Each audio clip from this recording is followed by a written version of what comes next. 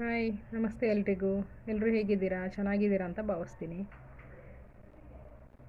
ನಾನು ಆಲ್ಮೋಸ್ಟ್ ಕೆಲವೊಂದು ವೀಡಿಯೋಸ್ ಎಲ್ಲ ಅಪ್ಲೋಡ್ ಮಾಡ್ತಾ ಇದ್ದೀನಿ. ಎಲ್ಲರೂ ಸಪೋರ್ಟ್ ಮಾಡ್ತಾ ಇದ್ದೀರಾ, ನೋಡ್ತಾ ಇದ್ದೀರಾ, ಅಳವಡಿಸ್ಕೊಳ್ತಾ ಇದ್ದೀರಾ. ನಾನು ಏನು ಕೆಲವೊಂದು ವಿಷಯ ಎಲ್ಲ ಹೇಳ್ತೀನಿ, ಅದನ್ನೆಲ್ಲ ನಿಮ್ಮ ಜೀವನದಲ್ಲಿ ಅಳವಡಿಸ್ಕೊಳ್ತಾ ಇದ್ದೀರಾ ಅಂತ ಹೇಳ್ತೀನಿ. ಯಾರ ಮನೇಲಿ ಚಿಕ್ಕ ಮಕ್ಕಳಿದ್ದಾವೆ, ಇಲ್ಲ ಮಕ್ಕಳು ಒಂದು ಏಜಿನ ಮಕ್ಕಳಿದ್ದಾವಲ್ಲ, ಆ ಮಕ್ಕಳನ್ನೆಲ್ಲ ನಾಳೆ ಅವ್ರಿಗೆ ಗುರುಗಳು ಯಾರು ಇರ್ತಾರಲ್ವ, ಮಕ್ಕಳಿಗೆ ಗುರುಗಳು ಯಾರು? ಇವಾಗ ಸದ್ಯದಲ್ಲಿ ತಂದೆ ತಾಯಿ ಬಿಟ್ಟ ಮೇಲೆ ಅವರಿಗೆ ಟೀಚರ್ಸ್ ಇರ್ತಾರೆ. ನಾಳೆ ಗುರುಪೌರ್ಣಿಮೆ ಇದೆ. ಪ್ರತಿಯೊಬ್ಬರಲ್ಲೂ ನಾನು ಕೇಳ್ಕೊಳ್ಳೋದಷ್ಟೇ, ಗುರುಪೌರ್ಣಿಮೆ ಪ್ರಯುಕ್ತ ನಿಮ್ಮ ಟೀಚರ್ಸಿಗೆ ಒಂದು ನಮಸ್ತೆ ಮಾಡ್ಕೊಂಡು ಬರ್ಲಿಕ್ಕೆ ಹೇಳಿ, ನಮಸ್ಕಾರ ಮಾಡ್ಲಿಕ್ಕೆ ಹೇಳಿ, ತಂದೆ ತಾಯಿಗೆ ನಮಸ್ಕಾರ ಮಾಡ್ಕೊಳ್ಳೋಕ್ಕೆ.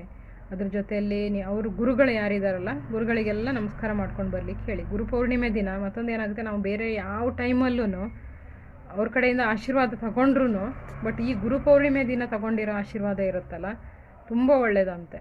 ಎಲ್ರಿಗೂ, ಮಕ್ಕಳಿಗಾಗಿ, ದೊಡ್ಡವರಾದರೂ ಅಷ್ಟೇ. ನಾನು ಇವನ್ ದೊಡ್ಡವರಿಗೂ ಹೇಳೋದಷ್ಟೇ, ನೀವು ಎಷ್ಟೇ ದೊಡ್ಡವರಾದರೂ ನಿಮಗೆ ತಂದೆ ತಾಯಿ ನಿಮ್ಮ ಗುರುಗಳೇ ಆಗಿರ್ತಾರೆ. ನೀವು ಚಿಕ್ಕವರಿಂದ ಬೆಳೆಸಿ ದೊಡ್ಡವ್ರು ಮಾಡಿ ನಿಮ್ಮದು ಒಂದು ಲೆವೆಲ್ ತನಕ ಹೋಗಿ ಮದುವೆಯಾಗಿ ನಿಮ್ಮ ಮಕ್ಕಳಾಗಿ ನಿಮಗೆ ಮೊಮ್ಮಕ್ಕಳಾಗಿ ನಿಮಗೆ ತಾಯಿ ಇದ್ದರೂ ಕೂಡ ನಿಮ್ಮ ತಾಯಿ ಗುರು ಆಗಿರ್ತಾರೆ.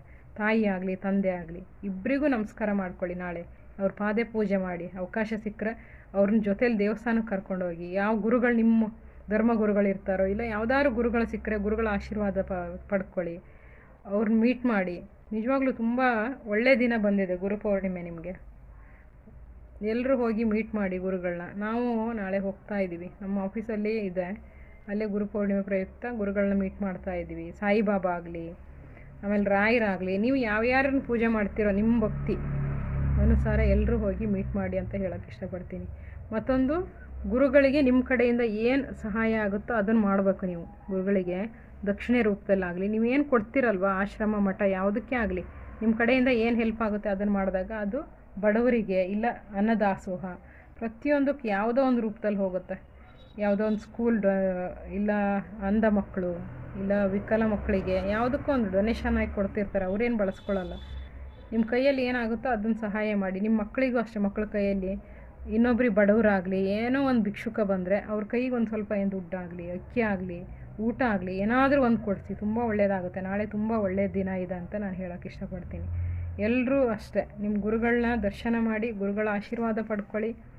ಜೀವನದಲ್ಲಿ ಏನೇ ತೊಂದರೆ, ಜೀವನ ಅಂದಮೇಲೆ ಕಷ್ಟ, ಏರುಪೇರು, ಬೇಜಾರು, ದುಃಖ ಎಲ್ಲ ಇರುತ್ತೆ. ಬಟ್ ಅದ್ರ ಮಧ್ಯದಲ್ಲಿ ನಿಮ್ಮ ಗುರುಗಳನ್ನ ಒಂದು ಸರಿ ಮೀಟ್ ಮಾಡಿ, ಅವ್ರ ಕಡೆಯಿಂದ ಆಶೀರ್ವಾದ ತಗೊಳ್ಳಿ.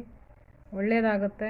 ಎಲ್ರಿಗೂ ಒಳ್ಳೆಯದಾಗಲಿ ಅಂತ ನಾನು ಕೇಳ್ಕೊಳ್ತೀನಿ ದೇವರಲ್ಲಿ. ನನಗೂ ನನ್ನ ಚಾನಲಿಗೂ ಸಪೋರ್ಟ್ ಮಾಡ್ತಾಯಿರಿ. ನಾನು ವಿಡಿಯೋಸ್ ಏನೇನು ಅಪ್ಲೋಡ್ ಮಾಡ್ತೀನಿ ಅದ್ರ ಬಗ್ಗೆ ಕಮೆಂಟ್ ಮಾಡಿ. ಯಾವ ರೀತಿ ಮಾತಾಡಬೇಕು, ಏನು ಟಾಪಿಕ್ ಬಗ್ಗೆ ಮಾತಾಡಬೇಕು ಅಂಥೇಳಿ ಕಮೆಂಟ್ ಮಾಡಿ. ನನಗೂ ಒಂದು ಖುಷಿ ಆಗುತ್ತಲ್ವ, ನನ್ನ ವ್ಯೂವರ್ಸ್ ಇದ್ದಾರೆ, ನೋಡ್ತಿದ್ದಾರೆ. ನಾನು ಒಂದು ವಿಡಿಯೋಸ್ ಮಾಡಿ ಅಪ್ಲೋಡ್ ಮಾಡಿದ್ರೆ ಖುಷಿ ಆಗುತ್ತೆ. ನಿಮ್ಮ ಕಡೆಯಿಂದ ಕಮೆಂಟ್ಗಳು ಬಂದಾಗ ಏನು ಅಂತ ಹೇಳಿ, ಏನಾದ್ರು ತಪ್ಪಿತ್ತು ಅಂದರೆ ನಿಮ್ಮ ಕಡೆಯಿಂದ ಒಂದು ಸಜೆಷನ್ ಸಿಕ್ಕಾಗ ನಾನು ನೆಕ್ಸ್ಟ್ ಲೆವೆಲಲ್ಲಿ ಅದು ತಪ್ಪು ಆಗದೇ ಇರೋ ಥರ ನೋಡ್ಕೊಳ್ಳೋಕೆ ಒಂದು ಖುಷಿ ಆಗುತ್ತಲ್ವ. ಅದೇ ಥರ ನಾನು ಕೇಳ್ಕೊಳ್ತೀನಿ, ಸಪೋರ್ಟ್ ಮಾಡಿ ಅಂತ ಹೇಳ್ತೀನಿ. ಥ್ಯಾಂಕ್ ಯು ಸೋ ಮಚ್ ಎಲ್ಲರಿಗೂ. ಧನ್ಯವಾದಗಳು.